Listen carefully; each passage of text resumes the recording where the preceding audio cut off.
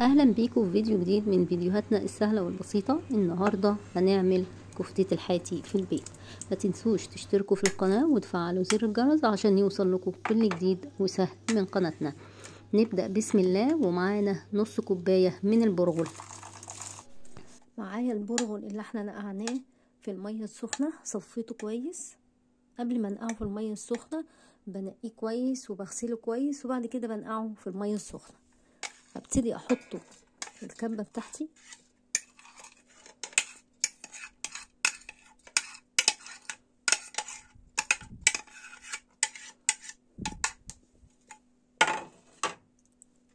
وهضربه ضربه كده في الكبه مع نفسه.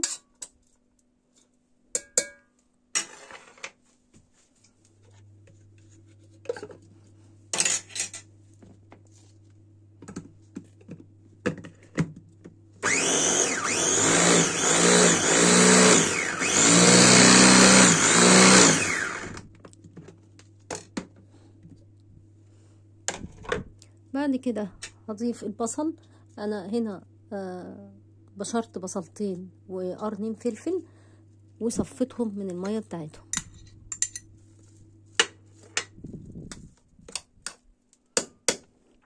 وهبتدي احط لحمة. معايا نص كيلو من اللحمة، 20% دهن. وهبتدي اضرب المكونات بتاعتي دي كلها مع بعضها. احط التوابل بتاعتي واضربها. هبدأ احط البهارات بتاعتي. معايا فلفل اسود، معايا جنزبيل، معايا بابريكا، توم باودر، و7 بهارات.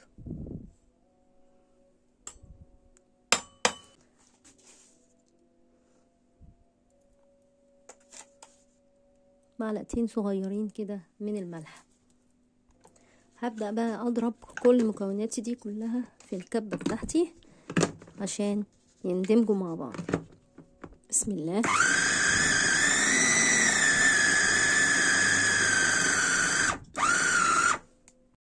بعد ما ضربت المكونات بتاعتي كلها كويس هبدأ اطلعها واريحها شوية في التلاجة، وبعد كده اصبعها واحطها في الصواني بتاعتي واحطها في الفرن. كده ما شاء الله اللحمة جاهزة اهي اللي احنا عملناها. هنبدأ نصبعها. معانا شيش ومية البصل اللي احنا صفيناها من البصل، حطينا عليها شوية ملح.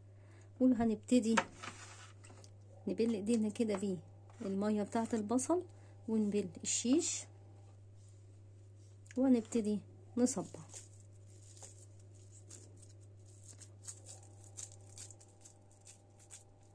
اهو هبل ايديا بالمية البصل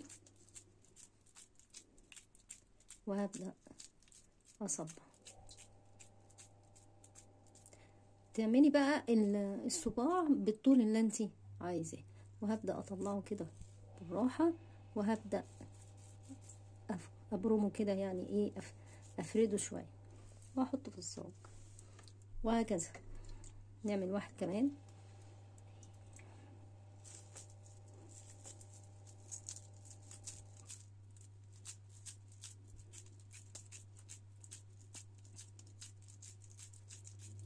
ممكن اقصره شوية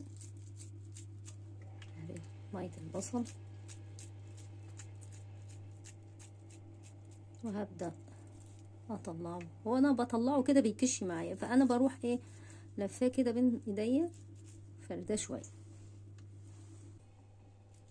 كده. اخر حاجه واحنا صبعنا الصينيه كلها هنحطها في الفرن.